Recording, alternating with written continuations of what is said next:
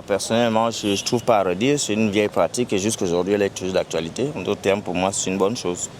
Alors, la polygamie est finalement une bonne chose, dans la mesure où, à l'époque de nos pères, par exemple, ils prenaient une première épouse qui n'enfantait pas, alors ils se voyaient obligés de prendre une deuxième, n'est-ce pas, pour avoir une progéniture.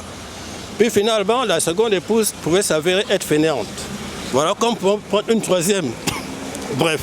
Donc, en définitive, et surtout qu'on dit qu'il y a beaucoup plus de femmes aujourd'hui que d'hommes, autant que nous épousions plusieurs femmes.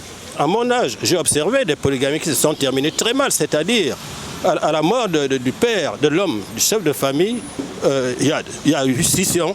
Chaque femme s'est retirée de son côté avec ses enfants et même se combattre pour le partage des biens.